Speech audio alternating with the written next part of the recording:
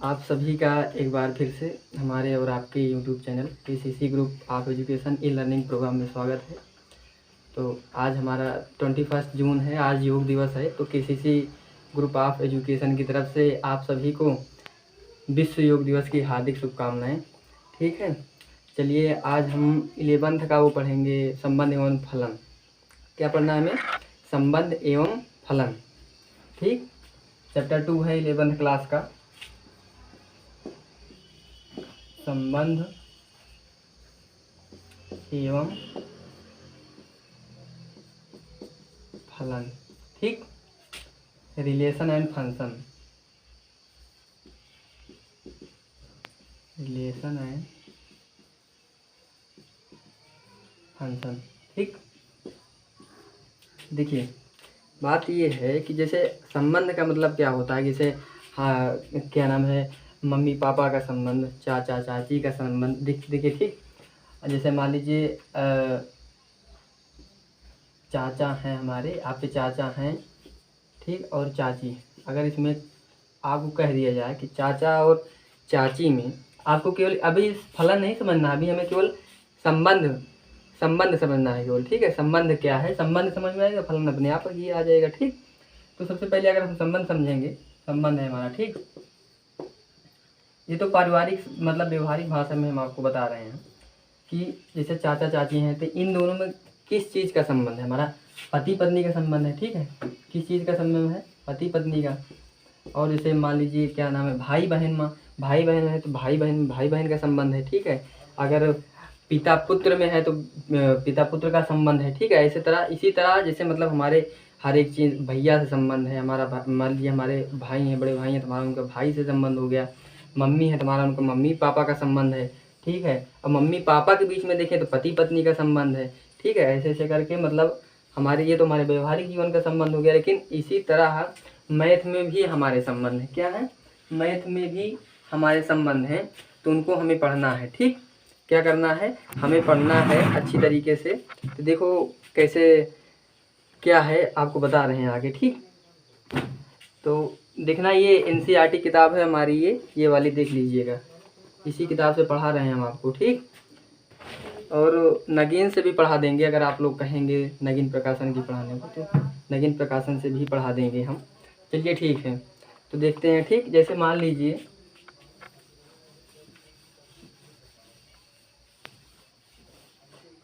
जैसे ये हो गया, इसमें हम कह रहा है जैसे संबंध है, जैसे देख लीजिए एज इक्वल टू बी। ठीक, और A greater than B, A smaller than B. ठीक है, ये सब है मान लीजिए। और मान लीजिए यल, मतलब ये सारे जो सिंबल हैं, ये जो हमारे चिन्ह हैं, ये हमारे जो चिन्ह हैं, ये सब संबंध को दर्शा रहे हैं। मतलब ए जो है बी के बराबर है, यहाँ पर ए जो है बी से बड़ा है, यहाँ पर ए जो है बी से छोटा है, मतलब ये इसके परपेंडिकुलर है। ऐसे ऐसे करके ये सारे जो चिन्ह हैं हमारे, ये सारे जो चिन्ह हैं, ये सारे जितने भी चिन्ह हैं, ये हमारे संबंध को दर्शा रहे हैं। क्या कर रहे हैं? हमारे संबंध को दर्शा रहे हैं। ठीक, तो इसी को कहते हैं संबंध। ठीक, क्या कहते हैं? संबंध। तो आगे हम पढ़ेंगे, इसी के बारे में हमें पढ़ना है। तो हमारी अगली हेडिंग है कार्टेशियन प्रोडक्ट ऑफ सेट, मतलब समुच्चयों का कार्तीय गुणन। क्या है? समुच्चयों का कार्तीय गुणन।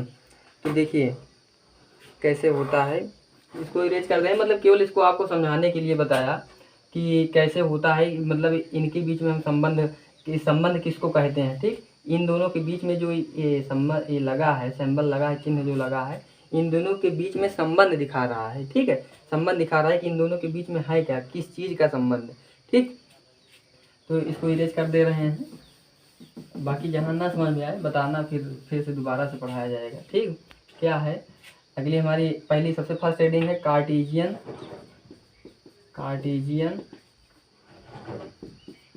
Product of sets. ठीक, समुच्चयों का कार्तीय, क्या नाम, समुच्चयों का कार्तीय गुणन। ठीक, एक मिनट। कार्तीय गुणन। ठीक, तो इसे पहले हेडिंग हमारी यही है, पहली हेडिंग पढ़ेंगे। ठीक है, क्या है, जैसे मान लीजिए एग्जाम्पल के थ्रू समझा रहे हैं आपको। पहला एग्जाम्पल मान लीजिए हमें एक सेट दे दिया गया है। सेट मतलब समुच्चय होता है, नहीं तो आप लोग कहो कि हिंदी मीडियम वाले भैया ध्यान देना, सेट मतलब समुच्चय होता है। ठीक है, तो हमारा क्या है कि पहला एग्जाम्पल आपको बता रहे हैं। पहला समुच्चय है ए बराबर क्या है कि एक है रेड दिया गया है आपको, रेड मतलब कलर का नाम दिया गया है, रेड है और एक ब्लैक है। ठीक, एक रेड है एक ब्लैक है। ठीक, और दूसरा हमारा समुच्चय क्या दिया गया है, बी समुच्चय है। इसमें क्या दिया गया है, ए कामा बी कामा सी। अब ठीक, अब इसमें हम लोगों को कार्टेशियन प्रोडक्ट ऑफ सेट मतलब समुच्चयों का कार्तीय गुणन निकालना है। ठीक है, इसको हम क्रॉस प्रोडक्ट भी कहते हैं। ठीक, क्रॉस प्रोडक्ट, कंफ्यूज मत होना। अगर आप इसको पेपर में मान लीजिए या कहीं भी किसी ने पूछ दिया क्रॉस प्रोडक्ट किसको कहते हैं तो कंफ्यूज हो, इसको क्रॉस प्रोडक्ट भी कहते हैं। ठीक, तो इन मतलब समुच्चय ए और बी, सेट ए और बी में हमें क्रॉस प्रोडक्ट, हमें कार्तीय गुणन निकालना है। तो क्या होगा, देखिए इसके जो हमारा लाल वाला है, रेड है, इसका संबंध ए से भी हो सकता है। ठीक है, इसका संबंध बी से भी हो सकता है, क्रॉस प्रोडक्ट निकाल रहे हैं। ठीक, इसका संबंध सी से भी हो सकता है। ठीक, अब उसी तरह ब्लैक है तो ब्लैक का संबंध ए से भी हो सकता है, बी से भी हो सकता है, सी से भी हो सकता है। ठीक है, बहुत सरल है, इसमें ज़्यादा दिमाग लगाने वाली कोई बात है नहीं कि इसमें बहुत ज़्यादा दिमाग लगेगा। ठीक है, बहुत सरली चीज़ है। ठीक, तो देखिए क्रॉस प्रोडक्ट है तो A into B is equal to, red है तो ऐसे करके लिख लीजिए। हमारा कार्टेशियन प्रोडक्ट पूछा है, इसमें कार्टेशियन प्रोडक्ट बनाइए इसको, तो कार्टेशियन प्रोडक्ट हम बना रहे हैं मतलब वही क्रॉस प्रोडक्ट। तो रेड ए हो जाएगा, रेड ए हो जाएगा और रेड बी हो जाएगा, सॉरी रेड बी, फिर रेड सी। ठीक, और एक ये हो जाएगा ब्लैक ए, ब्लैक ए, ब्लैक बी, ब्लैक सी। ठीक, ब्लैक ए, ब्लैक बी, ब्लैक सी। ठीक, यही हो गया हमारा कार्टेशियन प्रोडक्ट। बस एकदम एकदम इतना सरला था। ए इंटू बी मतलब ए इंटू मतलब ए क्रॉस बी। ठीक है, इंटू यहाँ पर नहीं पढ़ा जाएगा, ये यहाँ पर जो है ये क्रॉस का सिंबल है। ठीक, क्रॉस का इस समय यहाँ पर ये जो है इंटू का काम नहीं कर रहा, ये समय हमारा यहाँ क्रॉस प्रोडक्ट इसको पढ़ेंगे। ठीक है, क्रॉस प्रोडक्ट ये हमारा क्रॉस का काम कर रहा है। ठीक, अब क्रॉस भैया बायोलॉजी वाला ना समझ लेना, क्रॉस मैथ वाला समझना। ठीक, बायोलॉजी में भी क्रॉस है तो ठीक। तो ए क्रॉस बी का प्रोडक्ट हमारा जो निकला है, रेड ए, रेड बी, रेड सी, फिर ब्लैक ए, ब्लैक बी, ब्लैक सी। ठीक, ये संभावित परिणाम है इसके कि इतने हो सकते हैं भाई। इसमें तो ये नहीं दिया है केवल कि क्या नाम है, जो ये कार्तीय गुणन निकालना है, कार्टेशियन प्रोडक्ट निकालना है हमें, ये यही कहा है कि उदाहरण में यही दिया गया है हमारे सवाल में कि हमारा एक समुच्चय दिया गया है ए और एक समुच्चय दिया गया है बी। ठीक, हमें इसके बीच में ए और बी के बीच में क्रॉस प्रोडक्ट ज्ञात करना है कि कितने क्रॉस प्रोडक्ट होंगे।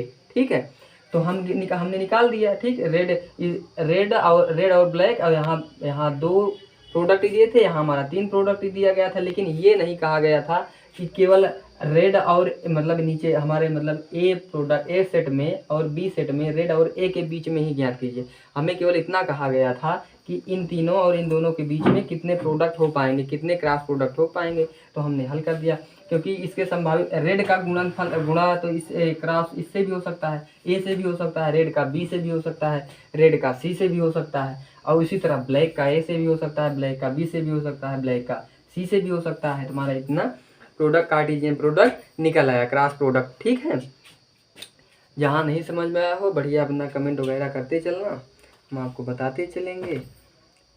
ठीक, अब अगला है जैसे हमारा, इसको इरेज कर दे रहे हैं। ठीक,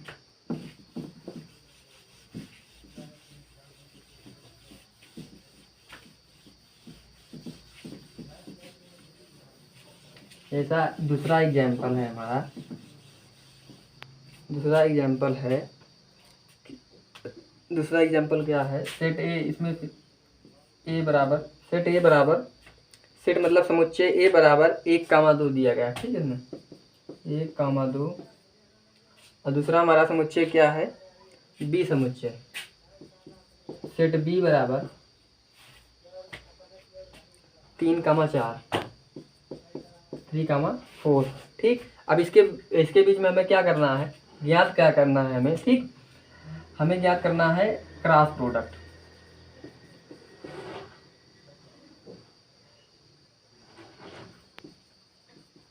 हमें इसमें क्रॉस प्रोडक्ट फाइंड करना है, ठीक, हमें क्रॉस प्रोडक्ट निकालना है। तो देखिए क्रॉस प्रोडक्ट निकलते कैसे हैं।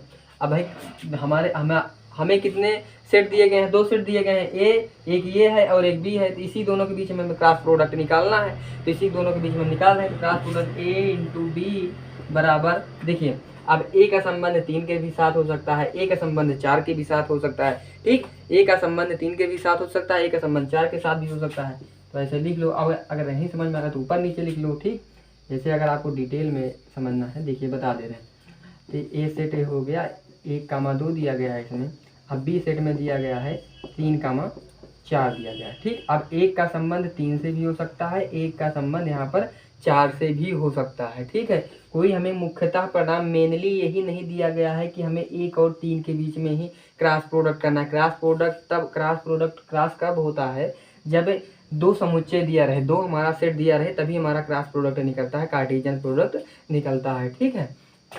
देखिए तो अब एक का हमारा इससे भी हो सकता है। तो ए क्रॉस बी बराबर क्या हो जाएगा कि 1,3, ठीक, फिर 1,4, फिर यहाँ पर 2 काम। अब भाई एक का, अब इससे संबंध समझ गए होंगे हमारे ख्याल से, आप हमारे हिसाब से, आई होप आप समझ रहे होंगे। अब इसका 2 से भी संबंध, 2,3, 2 का संबंध 2 से 4, 2,4, 2,3, ठीक, यही हमारा हो गया संबंध। ए क्रॉस बी हमारा प्रोडक्ट निकल आया, ठीक। ए और बी का प्रोडक्ट हमारा, जो मैं क्रॉस प्रोडक्ट कहा था, निकल आया, ठीक। तो क्या हो जाएगा, आंसर में क्या लिखेंगे इस तरह, 1,3, 1,4, फिर यहाँ दूसरे प्रोडक्ट में क्या लिखेंगे, 2,3, 2,4।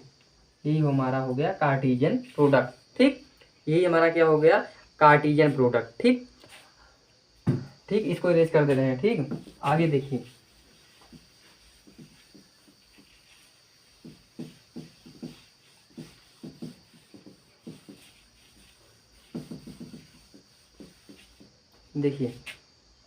अगला देखिए, हमें जैसे नंबर ऑफ एलिमेंट, ठीक, हमें इसके अवयवों की संख्या निकालनी हो। नंबर ऑफ एलिमेंट, मान लीजिए इसमें कह दिया गया कि नंबर ऑफ एलिमेंट मतलब अवयवों की संख्या। इसमें से जो हमने अभी किया, अभी हमने क्रॉस प्रोडक्ट निकाले, जिसमें अवयवों की संख्या कह दिया जाए निकालना, ठीक। तो हम कैसे निकालेंगे इसको भी देख लेना, ठीक। n इंटू ए, एन इंटू बी, ठीक। इसका मतलब ये है कि जो हमारा नंबर ऑफ एलिमेंट होगा, देखिए अभी बता रहे हैं, जैसे एक प्रोडक्ट था, ठीक, हमारा सेट ए क्या था कि 1,3 था, और दूसरा हमारा सेट क्या था, बी सेट क्या था, 2,4 था, यही था ना, ठीक। तो नंबर ऑफ एलिमेंट मतलब n ऑफ ए, इस तरह से कर लीजिएगा, मतलब पहले वाले समुच्चय में जितना एलिमेंट दिया गया है, ठीक, पहले वाले समुच्चय में जितना एलिमेंट दिया रहेगा और दूसरे वाले समुच्चय में जितना एलिमेंट दिया रहेगा, उसका हम इंटू कर देंगे, दोनों का इंटू कर देंगे आपस में। तो जो हमारा आएगा वही हमारा हो जाएगा नंबर ऑफ एलिमेंट, ठीक है। देखिए इसमें कितने प्रोडक्ट दिए हैं, 1, 2, कितने अवयव दिए गए हैं, एलिमेंट दिए गए हैं, 1 और 2। तो यहाँ पर इसमें 2 हो गया, पहले वाले में ए बराबर 2, ठीक। अब बी में कितने दिए गए हैं, 1 और 2, इसमें भी 2 दिए गए हैं, 2, ठीक। तो ए इंटू बी हम करेंगे तो 2 इंटू 2 इज इक्वल टू 4, ठीक। नंबर ऑफ एलिमेंट कितना हमारा आ गया, पूरा नहीं लिख रहे हैं, शॉर्ट फॉर्म में लिख दे रहे हैं, NOE, ठीक, NOE नंबर ऑफ एलिमेंट, ठीक। कितना आ गया, 4 आ गया। अब इसको हम आपको सेटिस्फाई कैसे कर रहे हैं, आपको संतुष्ट कर दे रहे हैं बकायदे। देखिए 1 का इंटू हमने 2 से कराया, ठीक, मतलब 1 का क्रॉस हमने 2 से कराया, तो 1,2 हुआ था, ठीक। फिर 1 का हमने क्रॉस कराया 4 से, तो 1,4 हुआ था, ठीक। फिर उसके बाद 3,3 3,2, ठीक। 3 से क्रॉस कराया 2 में तो 2 हो गया हमारा, ठीक। और उसके बाद 3 से 4 में हमने क्रॉस कराया, ठीक। अब देखिए हमारे जितने भी क्रॉस प्रोडक्ट निकले हैं, अब नंबर हमारा, अगर हमारा नंबर ऑफ एलिमेंट, मतलब हमारा नंबर ऑफ एलिमेंट निकल, अब देखिए 4 प्रोडक्ट आ गए कि नहीं आ गए, पहला प्रोडक्ट, दूसरा प्रोडक्ट, तीसरा प्रोडक्ट, चौथा प्रोडक्ट। मतलब नंबर ऑफ एलिमेंट यही होता है कि जितने हमारे ये प्रोडक्ट आए हैं, क्या यही यही है, यही मेन होता है। बस यही मेन है कि हमारा यही है कि नंबर ऑफ एलिमेंट में अगर पूछ लिया कि इसमें अवयवों की संख्या बताइए, तो उस तरह भी आप गिन के बता सकते हैं, 1 2 3 4 ऐसे भी गिन के बता सकते हैं। लेकिन जहाँ जल्दी बताना हो या पेपर में आपको लिखना हो तो आप इसी तरह लिखेंगे कि cross number of element is equal to A में इतने एलिमेंट है, बी में इतने एलिमेंट हैं, फिर ए क्रॉस बी करेंगे इस तरह, ए क्रॉस बी बराबर जैसे हमने यहाँ किया है 2 × 2 करेंगे। फिर उसके बाद जरूरी है 2 × 2 करें, जितना उसमें वैल्यू दी गई हो, जितने उसमें डिजिट दी गई हो सेट में, समुच्चय में, उतना ही हमें करना है, ठीक। चलिए ठीक है। अब देखिए हमारा एरो डायग्राम आ गया, ठीक ठीक, एरो डायग्राम। चलिए ठीक है, आगे देखते हैं। जो हमारा तीर से डायग्राम बनता है, ये हमारा लास्ट है। फिर उसके बाद हमारा डोमेन है, कोडोमेन है, और क्या है आगे, डोमेन, कोडोमेन और रेंज, ये 3 चीज़ हमें पढ़नी है, ठीक। अभी आज केवल ये एरो डायग्राम बता दे रहे हैं, एरो डायग्राम कैसे बनता है। उसके आगे फिर हम आपको बताएंगे क्या नाम है कि